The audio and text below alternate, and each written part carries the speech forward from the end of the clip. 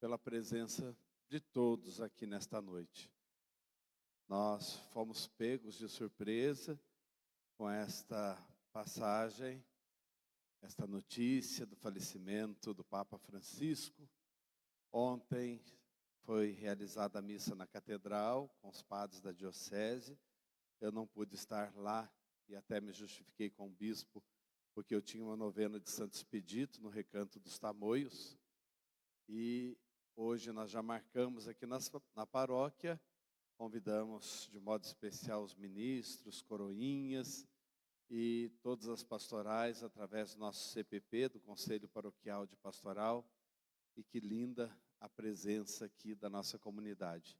Nós conseguimos espalhar a partir da tarde esta notícia desta missa e estamos aqui em grande número na nossa Igreja Matriz de Santana. Louvado seja Deus pelo dom da nossa fé, louvado seja Deus por estarmos na igreja, onde o sucessor de Pedro tem um papel todo especial, está de verdade à nossa frente. Nós temos já mais de 2000 anos de história, e essa presença aqui, e aquela presença maciça de pessoas na Praça de São Pedro, e tudo que nós vamos assistir por esses dias demonstra também esta força da nossa fé em Cristo através da Igreja Católica, Apostólica e Santa, querida por Deus, a igreja que tem sua sede em Roma. Nós manifestamos o Evangelho para o mundo, somos sacramento de Cristo para o mundo. E nós temos ouvido tanto sobre o Papa Francisco, e tudo o que a gente disser nesses dias vai ser pouco. Como eu falei no início da missa, a história vai nos revelar, ou vai revelar às outras gerações, o porquê o Espírito Santo colocou Francisco desde 2013 à frente da igreja em períodos tão difíceis. Porque a gente não pode se esquecer que o Papa é um chefe de Estado, o menor Estado do mundo, que é o Vaticano. E como chefe de Estado, ele precisa manter um diálogo com todos os povos, inclusive para salvaguardar o respeito pela fé católica e pela fé cristã em cada país.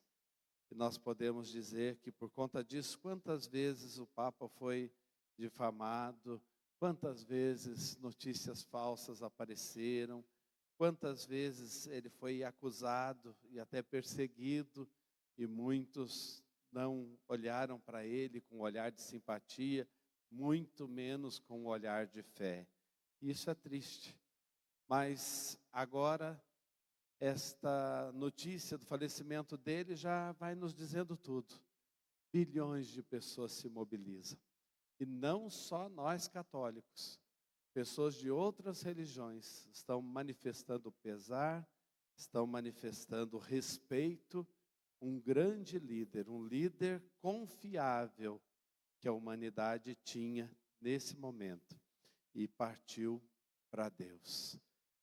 Como também eu comentei no início, me chama muita atenção o pontificado do Francisco.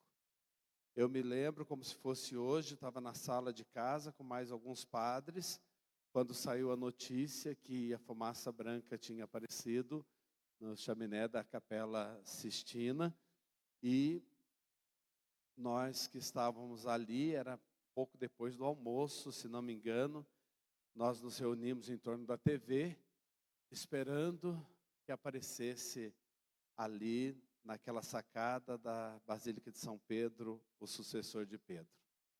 E quando foi dito o nome Jorge Bergoglio, nós não tínhamos ideia de quem era, mas o Frei Joacir, que estava sentado com a gente na sala, disse: meu Deus, é o cardeal de Buenos Aires, é um argentino Papa. E ele falou assim: eu andei muitas vezes com ele no metrô de Buenos Aires. Muitas vezes conversei com ele nos ônibus circulares de Buenos Aires. Ele vivia no meio do povo, visitava as favelas. Depois, tudo que a gente foi ouvindo sobre ele, o Frei Joacir já tinha nos contado. ele trabalhou lá no tempo em que o cardeal Jorge Bergoglio era o cardeal de Buenos Aires. Depois tudo foi só se confirmando.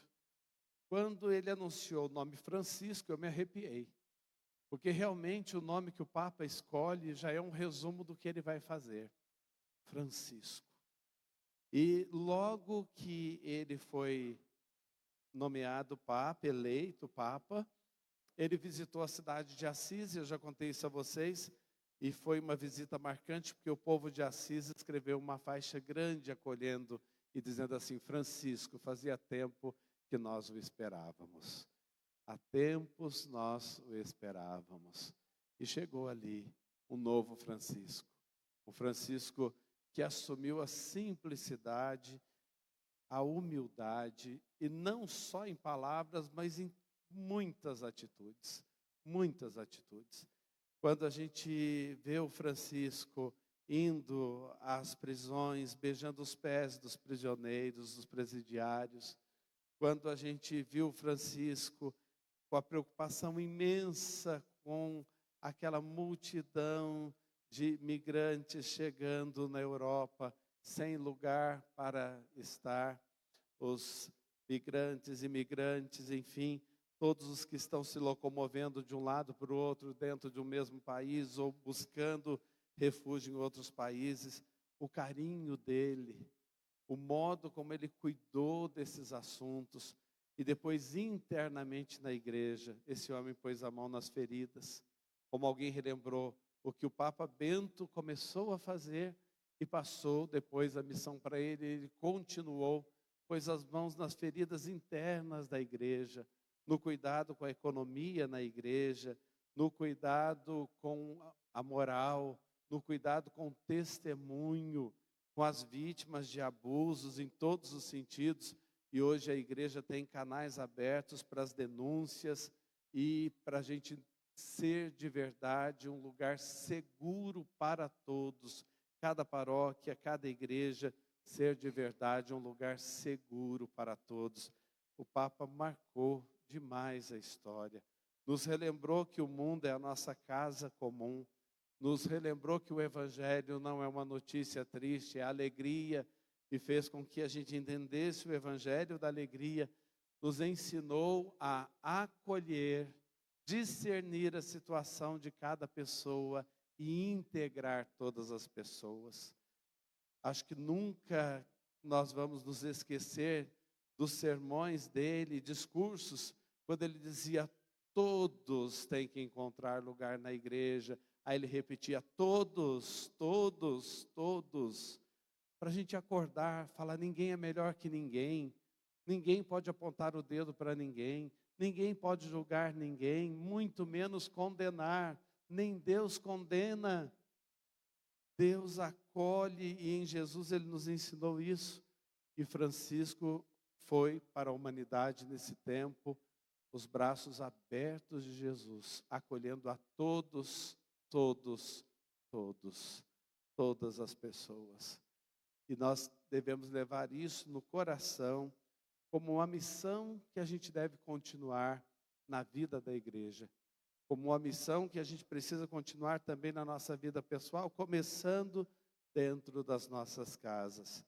E nas últimas palavras agora do Papa Francisco, ele conversou com um enfermeiro que cuidava dele desde 2022, e a quem ele disse: eu devo a vida a você, porque foi esse enfermeiro que o aconselhou a fazer uma cirurgia no cólon, e que foi o que deu uma sobrevida a ele nesse período que ele continuou sendo nosso Papa.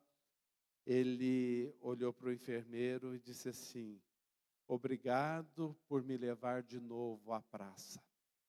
Porque ele tinha muito medo agora, depois desse tempo de internação, de não conseguir fazer as coisas. Ele estava inseguro. E ele foi para dar a bênção, ia dar só a bênção, e o enfermeiro disse: por que o senhor não passa de novo e faz um passeio pela praça para chegar perto do povo? E ele disse: será que eu consigo? E o enfermeiro ali o animou naquele momento, e saíram saiu a mensagem nos telões da Praça de São Pedro: o Papa vai passar. E a multidão, que era de 35 mil, de repente já eram 50 mil pessoas no domingo de Páscoa, ali na praça, e ele passou. Alguém recordou de um modo tão bonito: esse Papa disse que queria caminhar junto com o povo. E ensinou a igreja a ser sinodal, que significa exatamente caminhar juntos, estarmos juntos. E no último dia, que ele nem sabia que seria a última passagem dele ali na praça, ele de verdade junto, no meio do povo. Será que eu consigo? Hoje a gente pode dizer para ele lá no céu: Francisco, você conseguiu. Você conseguiu.